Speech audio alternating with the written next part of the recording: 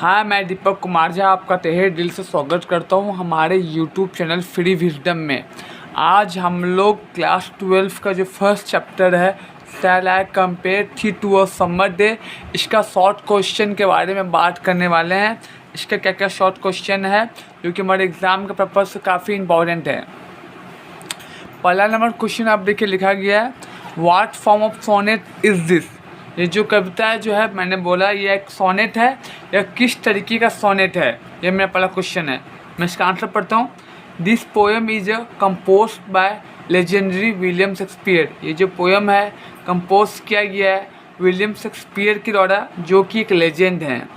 It is Shakespeare sonnet, ये Shakespeare का sonnet है।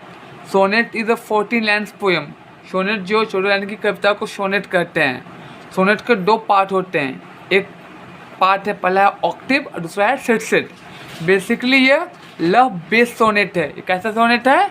लव बेस्ड सोनेट है। देखिए तो एक नंबर आंसर के लिए डायरेक्टली पूछेगा किस तरह का सोनेट है। अगर आप लिखेंगे कि लव बेस्ड सोनेट उतना बेटर नहीं हो, थोड़ा सा उसका बैकग्राउंड जस्टिफाई करके लिखिए, थोड़ा सा बड़ा करके लिखिए, जिसमें एग्जामिनर मजबूर हो जाए आपको एक में एक मार्क्स देने के लिए। सेकेंड क्वेश्चन हमारा, what is the sonnet address to. इस सोनेट में किन चीज़ों को संबोधित किया गया, किन चीज़ों को बताया गया। इसका आंसर मैंने लिखा है, द इंटायर सोनेट एड्रेस और deal with comparison of everlasting beauty of young friend Shakespeare friend with beauty of a day in summer. तो जो पूरा सोनेट है, इस सोनेट में कवि ने क्या किया, अपने दोस्त का तुलना किया और दोस्त का तुलना गर्मी के दिन के साथ में किया है।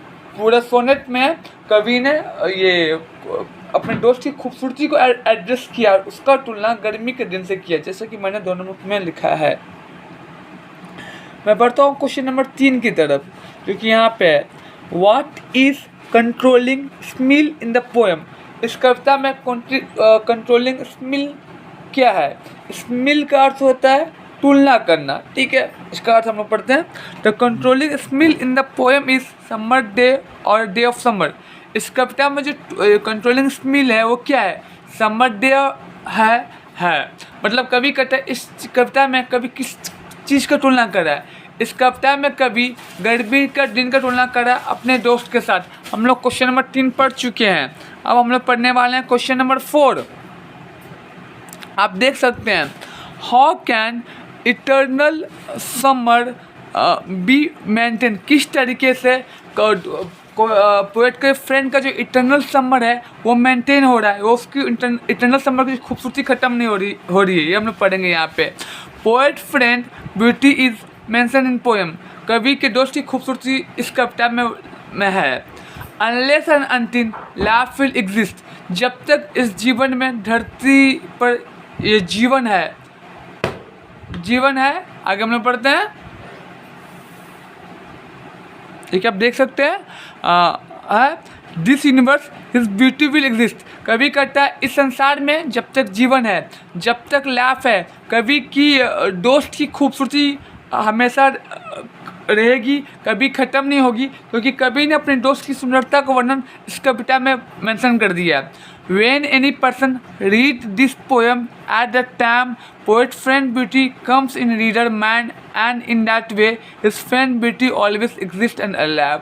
जब कोई आदमी इस कवि की दोस्त के बारे में पढ़ेगा अपने कविता में, तो उसको वो मजबूर हो जाएगा उसके बारे में सोचने की, उसका दोस्त कैसा था, देखने में कैसा था, उसकी खूबसूरती कैसी थी। तो कवि का दोस्त जो है सुंदरता को मेंटेन कर रहा है कविता के माध्यम से। By the above way, eternal beauty और eternal summer will maintain। हाँ, तो क्वेश्चन हमारा कि इटर्नल समर कैसे मेंटेन होता है।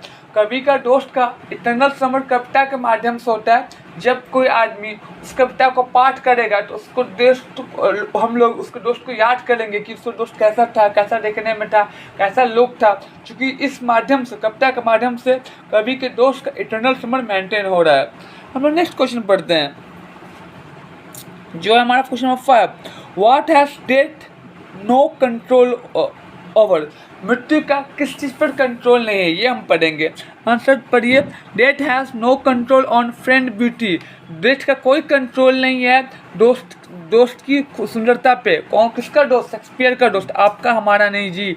Because friend beauty is immortal, क्योंकि शेक्सपियर का दोस्त की सुंदरता है वो अमर है। By the virtue of poem, कविता के माध्यम से कवि कहता है कि डेथ का कोई कंट्रोल नहीं है। किस पर कंट्रोल नहीं है? कवि के दोस्त की खूबसूरती पे, क्योंकि कवि का जो दोस्त की जो खूबसूरती है वो अमर है कविता के माध्यम से। His beauty is free from cruel touch of time, उसकी जो दोस्त की सुंदरता है वो समय के बुरे प्रभाव से भी से दूर है। समय का बुरा प्रभाव करने का अर्थ मृत्यु, क्योंकि हम जानते हैं जीवन और मृत्यु में जो इंसान जन्म लिया वो एक दिन मर जाता है। जब मृत्यु आता है तो जीवन को हरा जाता है, जीवन को हरा देता है और ज़िंदगी को ख़त्म करके लेके जाता है। लेकिन कभी कहता है कि मेरा दोस्त ना मर के भी अमर है, वो भले शारीरिक रूप से मर जाए लेकिन कविता के माध्यम से वो अमर है। जो his beauty is free from cruel touch of time, जो मैं बोल दिया हूँ। He will retain his beauty through the lands of poetry, वो अपनी खूबसूरती को मेंटेन कर रहा है इस कविता के माध्यम से। His beauty grow by poetry rather than vanish in set of death, उसकी सुंदरता, उसकी जो खूबसूरती है वो बढ़ रहा है कविता के माध्यम से, ना कि मृत्यु के प्रभाव से उसकी खूबसूरती खत्म हो रहा है। ठीक है, ये हो गया अपना क्वेश्चन नंबर 5। क्वेश्चन नंबर 6 पढ़ेंगे हम लोग यहाँ पे। What type of poem is shall I compare to summer day, ये जो पोएम है किस तरह का पोएम है? It is a love poem, ये लव पोएम है। That is relate on friendship, जो कि संबंध रखता है फ्रेंडशिप से। पोएट एक लव पोएम है जो बेसिकली डील करता है फ्रेंडशिप से। वो फ्रेंड शेक्सपियर का फ्रेंड है और दोस्ती शेक्सपियर के साथ में है। ठीक है, हम क्वेश्चन नंबर 6 हम लोग का हो गया, आगे बढ़ते हैं हम लोग। जैसे क्वेश्चन नंबर 7 हम लोगों ने लिखा गया यहाँ पे, आप देख सकते हैं स्क्रीन पे कि what does the poet compare the young man to, कवि ने यंग मैन का तुलना किससे किया है? हम लोगों ने क्वेश्चन नंबर 2 में पढ़ा है, कवि ने यंग मैन का तुलना समर डे से किया है। क्वेश्चन नंबर 2 का जो आंसर होगा आपको यहाँ पे लिख देना है। मतलब क्वेश्चन पूछता है, देखिए एक क्वेश्चन को अलग अलग तरीके से एग्जाम में पूछ सकता है, तो मैंने उसी को कोशिश किया है। तो क्वेश्चन नंबर 7 करता है, कवि ने ये पोएट ने किसका तुलना किससे किया? पोएट ने अपने दोस्त का तुलना समर डे से किया। इसका आंसर क्वेश्चन 2 में मिल जाएगा। क्वेश्चन नंबर 8 पढ़िए, to whom is the sonnet shall I compare thee to summer day address, ये जो पोएम है shall I compare thee to summer day, किसको एड्रेस किया गया, किसको संबोधित किया गया? ऑलरेडी हम लोग क्वेश्चन नंबर पढ़ चुके हैं, इसका भी आंसर क्वेश्चन नंबर 2 में बताया गया है। ठीक है, क्वेश्चन नंबर 9 पढ़िए, what is a friend beauty compare to, friend का दोस्त का ये खूबसूरती की तुलना किससे किया गया है? ये क्वेश्चन नंबर 2 में हम लोगों ने पढ़ा है और ये आंसर आपको यहाँ लिखना पड़ेगा। क्वेश्चन नंबर 10 पढ़ेंगे हम लोग, how is summer describe in the poem shall I compare to summer day, summer को किस तरीके से डिस्क्राइब किया गया है ये जो पोएम है shall I compare to summer day. ठीक है, हम लोग पढ़ते हैं हम लोग। The beauty of summer exist for short period of term, कभी कहता है जो समर जो होता है ना वो एक शॉर्ट पीरियड ऑफ टाइम के लिए होता है। एक मतलब जो पूरा वेदर जो बदलता है, कभी ठंडा कभी गर्मी कभी बारिश कभी समर, एक वक्त के बाद ना समर भी खत्म हो जाता है। समर का जो एक्सिस्टेंस शॉर्ट पीरियड के लिए। The beauty of summer change as per weather, मौसम बदलने के साथ समर का भी बदलता है। कभी अभी समर के बाद रेनी आएगा, रेनी के बाद फिर विंटर आएगा, तो मौसम बदलता रहता है। Sun in summer sometimes too hot that becomes uneasy for living being, तो कभी कभार क्या होता है ना, मतलब गर्मी के टाइम में सूरज बहुत का रोशनी होता है ना, बहुत तेज होता है, वो रोशनी ह्यूमन बींग्स और लिविंग बींग्स के लिए अच्छा नहीं होता है। The sun is summer sometimes very dim, कभी क्या होता है ना गर्मी एकदम सूरज ने बादलों के बीच में छिप जाते हैं, वो भी सही नहीं होता है। That is not also good, ये था। तो बोला कि गर्मी के दिन में प्रकाश डाली, हम लोगों ने बताया गर्मी के दिन में क्या होता है, सूरजवान कैसे निकलते हैं, कैसे काफ़ी अत्यधिक हॉट रहते हैं, कभी बादलों में छिप जाते हैं। समर का जो पीरियड काफ़ी शॉर्ट टर्म के लिए होता है, ये हम लोगों ने ऑलरेडी पढ़ चुका। ठीक है, क्वेश्चन नंबर 10। क्वेश्चन नंबर 11 है, एक लाइन दिया है, पढ़िए। लाइनिंग क्वेश्चन है, thou art more lovely and more temperate, ये बुक का एक लाइनिंग है, उठा कर दिया गया है। इसका क्वेश्चन पूछता है, हु और what is describe in this line, इस लाइन में क्या डिस्क्राइब किया गया और किसके लिए डिस्क्राइब किया गया? The poet friend is described in this line, इस लाइन में पोएट के जो दोस्त है उसको डिस्क्राइब किया गया है, ठीक है। और किस बारे में डिस्क्राइब किया गया? पोएट के दोस्त के बारे में डिस्क्राइब किया गया, ठीक है। क्वेश्चन नंबर 12 हम लोग देखते हैं। And summer leaves had all too shorter date, फिर एक लाइन उठा कर दिया गया। What do mean by summer leaves? Summer leaves करने का क्या अर्थ है? बहुत इंपॉर्टेंट क्वेश्चन है, मैंने एमपी मार्क किया। तो word summer leaves means duration of summer, period of summer. Summer leaves करने का अर्थ है एक समर का अवधि, ड्यूरेशन ऑफ समर। एक समर का जो पीरियड है, समर जो है एक सर्टेन टाइम के लिए आता है, वो समर लीव्स करने का अर्थ ये है। क्वेश्चन नंबर 13 पर, ये भी बहुत इंपॉर्टेंट है। What does the poet refer to by the expression the eyes of heaven? इस कविता में कवि ने एक टर्म को यूज किया, the eyes of heaven. The eyes of heaven से आप क्या समझते हैं? The term eyes of heaven means sun. इस कविता में जो शब्द है द आइज ऑफ हेवन, इसका अर्थ होता है सूरज। Sun is too hot in summer. सूरज क्या होता है? गर्मी में बहुत ज़्यादा हॉट होता है समटाइम्स, और समटाइम्स क्या होता है? छिप जाता है। तो आइज ऑफ हेवन सूरज के लिए कहा गया। सूरज कभी गर्मी में बहुत हॉट होता है, अब जो अनईजी होता है लिविंग बीइंग के लिए, और कभी कभार के बादलों में छिप जाते हैं। ये क्वेश्चन नंबर 13 है अपना। क्वेश्चन नंबर 14 पढ़े, फिर अगेन इंपॉर्टेंट है, हम पढ़ते हैं। ये क्या है? And often is his gold complexion dimmed. ये बुक का एक लाइनिंग उठा कर दिया गया। Whose gold complexion is referred to here. यहाँ पर किसका गोल्ड कम्प्लेक्शन मैंने बात क्या किया है, और मैंने लिखा है how gold complexion of sun dimmed, और किस तरीके से गोल्ड कम्प्लेक्शन डिम्ड होता है, इसको हम लोग पढ़ेंगे, जानेंगे। The sun gold complexion is referred here. यहाँ पे सूरज का गोल्ड कम्प्लेक्शन का बात किया गया है। वो समटाइम्स डिम्ड हो जाता है जब सूरज बादलों में छिप जाता है, ठीक है। और पढ़ना हम लोग पढ़ने वाले हैं। And often is his gold complexion dimmed by what is the gold complexion dimmed? gold complexion dimmed होना क्या है वो हमसे पूछता है। gold complexion is dimmed by clouds under the clouds in the sky।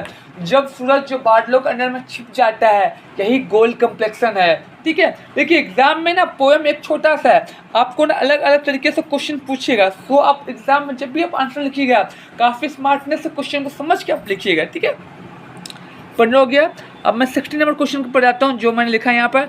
And every fair from fair sometimes decline. Book का line उठा कर दे दिया, बहुत इंपॉर्टेंट क्वेश्चन है। आप देख लीजिएगा, कई बार बोर्ड में पूछा, कई बार किसी सेंटर एग्जाम से पूछेगा, आपको प्रीवियस सेंटर को बार बार आपसे ऐसा क्वेश्चन नहीं पूछा जाएगा। What does the expression every fair mean? ये जो फेयर, ये जो वर्ड है एवरी फेयर मीन, इस सब का अर्थ क्या होता है? The term every fair means beautiful things और ऑब्जेक्ट। सुंदर, ये शब्द जो फेयर करने का अर्थ कोई भी चीज़ जो काफ़ी खूबसूरत हो। ऑल थिंग्स और object must destroy at on time. कभी कहता है कि दुनिया में कोई भी चीज़ कितना भी सुंदर क्या ना हो, एक सर्टेन टाइम के बाद, सर्टेन पीरियड ऑफ टाइम के बाद वो बर्बाद हो जाएगा, एक्सेप्ट उसकी दोस्त की खूबसूरती, क्योंकि उसकी दोस्त की खूबसूरती जो है अमर है। कहाँ अमर है? कविता के माध्यम से। शेक्सपियर की इस पोएम में sonnet 18 shall I compare to summer day, ठीक है। 16 हो गया हमारा। मैंने एक लाइन ऊपर में लिखा है, ये भी काफ़ी इंपॉर्टेंट है। And every fair from fair sometimes decline, line उठा कर दिया गया। From which poem it is it taken, किस कविता से लिया गया? तो इसका आंसर ये है कि ये जो लाइन जो लिया गया poem sonnet 18 shall I compare to summer day से। इसका बी नंबर क्वेश्चन है, हु इज पोएट? पोएट कौन है? Great legend William Shakespeare. Question number C है, explain the meaning of line how beauty can be immortal lies. किस तरीके से उसकी दोस्त की सुंदरता जो है अमर है? तो हम वही लिखेंगे कि उसकी दोस्त की सुंदरता अमर है कविता के माध्यम से। तो कवि ने इसको मेंशन किया है कविता में। जब तक रीडर इसको पढ़ेगा, ऑलरेडी हम लोग डिस्कस कर चुके हैं, तो कुछ क्वेश्चन आपको ऐसे भी घुमा करेगा। क्वेश्चन नंबर 17 पढ़ते हैं हम लोग। And every fair from fair sometime decline. What does the word second fair? इस लाइन में जो सेकेंड बार फेयर वर्ड यूज किया गया उसका क्या अर्थ होता है ये हम समझेंगे। The term fair means beauty. Fair का अर्थ होता है सुंदरता। ऑल फेयर थिंग्स और object must destroyed on course of time. The fair का अर्थ होता है खूबसूरती। कभी कहते हैं कि कोई भी चीज़ कितनी भी खूबसूरत क्यों ना हो वो बर्बाद होगा। देखिए इस जितना बार भी फेयर यूज़ हुआ, फेयर का अर्थ एक बार यूज़ हो, 2 बार यूज़ हो, 3 बार यूज़ हो, 4 बार यूज़ हो, एक ही अर्थ सुंदरता। कभी का इस लाइन में, इस कविता में करने का भाव यही है कि दुनिया में कोई भी चीज़ कितनी भी खूबसूरत क्यों ना हो, उसकी दोस्ती सुंदरता को छोड़ के सब बर्बाद हो जाएगा, सब खत्म हो जाएगा एक समय के बाद। क्वेश्चन नंबर 18 पढ़ते हैं। एंड वो लाइनिंग उठा कर दिया है, what does expression from fair to fair sometimes occur, इसका अर्थ क्या होता है। क्वेश्चन नंबर 17 में हम लोग ऑलरेडी पढ़ चुके हैं। 19 नंबर क्वेश्चन देखिए, बाय चांस और नेचर चेंजिंग कोर्स अंतिम लाइन उठा कर दिया, what happen by chance, chance से क्या होगा। क्वेश्चन नंबर 19 हमको बोल रहा है, ठीक है, ये लाइनिंग उठा कर दिया है। इससे क्वेश्चन पूछा कि what happen by chance, chance से क्या होगा। By chance all beautiful thing और object must loss their fairness at end one point of time they lose their existence. कभी कहता है कि चांस से क्या होगा, कोई भी चीज़ कितनी भी सुंदर क्यों ना हो, कितना भी अच्छा क्यों ना हो, एक समय के बाद वो खराब हो जाएगा, एक समय का बर्बाद हो जाएगा, एक समय पर उसका अस्तित्व जो है खत्म हो जाएगा। मतलब जो चीज़ जन्म लिया उसका विनाश होगा, जो चीज़ बना उसका खत्म होगा, एक्सेप्ट वो पोएट का फ्रेंड को छोड़ के। यहाँ पे चांस करने का अर्थ यही है। लास्ट क्वेश्चन इस सीरीज में हम लोग आज का वीडियो का, उसको ध्यान से हम लोग पढ़ेंगे। बाय चांस और नेचर चेंजिंग कोर्स अनट्रिम्ड उठा कर दिया, what does the word untrimmed mean, untrimmed का अर्थ क्या होता है, लेकिन हम लोग पढ़ेंगे। The term untrimmed means destruction, untrimmed का अर्थ होता है बर्बादी, डैमेज ऑफ ब्यूटी, बर्बाद होना, किसका, सुंदरता का। Which must in at one point of time. अगर हमसे पूछेगा अनट्रिम्ड का अर्थ क्या होता है, अनट्रिम्ड का अर्थ होता है डिस्ट्रक्शन, डैमेज, मतलब कोई भी चीज़ कितनी भी खूबसूरत क्यों ना हो, कितनी भी सुंदर क्यों ना हो, एक मोमेंट के बाद, एक टाइम के बाद बर्बाद हो जाता है। इस वीडियो में सिर्फ मैं 20 क्वेश्चंस को कवर करता हूँ। आप लोग अगर ये वीडियो अच्छा लगता है और आपको ये लैंग्वेज में नोट्स का अच्छा लगता है तो मैं आपसे रिक्वेस्ट करता हूँ प्लीज़ ज़्यादा से ज़्यादा शेयर कीजिए, मैक्सिमम बच्चों तक उनके पास में जाए, उनको सिंपल भाषा में नोट्स को समझ पाएँ और उनको एग्ज़ाम में ज़्यादा से ज़्यादा स्कोर कर पाए। यही मेरा मोटो है। आप इसको एंजॉय कीजिए। कुछ भी आपको अगर समझ, अगर नोट्स आप पढ़ते हैं, अगर आप समझ नहीं आता है तो प्लीज़ मेरे को कमेंट कीजिए। I will try my best to help you. जय हिंद, जय भारत।